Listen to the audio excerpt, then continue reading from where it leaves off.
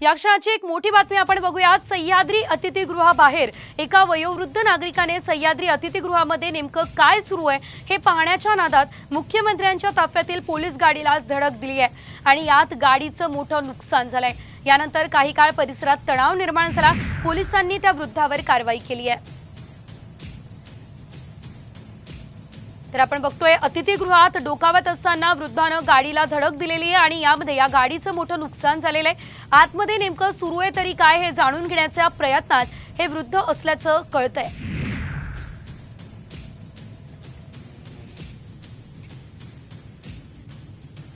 तर सह्याद्री अतिथीगृहावरती प्रत्येक वेळेस काही ना काही मोठ्या घडामोडी ज्या असतात त्या सुरूच असतात आणि त्यामुळे या परिसरात मोठी गर्दीही नेहमी बघायला मिळत असते।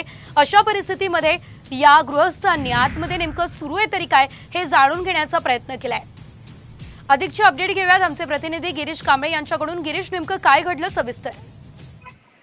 आपण पाहिलं तर आज सह्याद्री अतिथीगृहाबाहेर मुख्यमंत्री उपमुख्यमंत्री त्यांच्या बैठका आहेत, त्यामुळे मोठ्या प्रमाणात गर्दी सह्याद्री अतिथीगृहाबाहेर आहे आणि त्यामुळे ही गर्दी नेमकी या ठिकाणी काय आहे पाहण्यासाठी या ठिकाणी वाहतूक आहे ती सुरू आहे। आणि अशातच एक वयोवृद्ध चालक आहे जो होंडा सिटी त्यांची गाडीतून ते जात होते, मात्र या ठिकाणी नेमकं काय सुरू आहे पाहण्याच्या नादात त्यांनी या समोरच सह्याद्री अतिथीगृहाच्या समोरच मुख्यमंत्र्यांच्या ताफ्यातील गाड्या आहेत त्या लागलेल्या, त्यामध्ये पायलट कार देखील त्या ठिकाणी लागलेली होती। आणि त्यावेळी जेव्हा वयोवृद्ध चालक आहेत ते त्या ठिकाणी काय नेमकं चाललंय बाहेर सह्याद्री अतिथीगृहाबाहेर ते पाहतात। निश्चितच धन्यवाद गिरीश दिलेल्या सर्व अपडेट्ससाठी।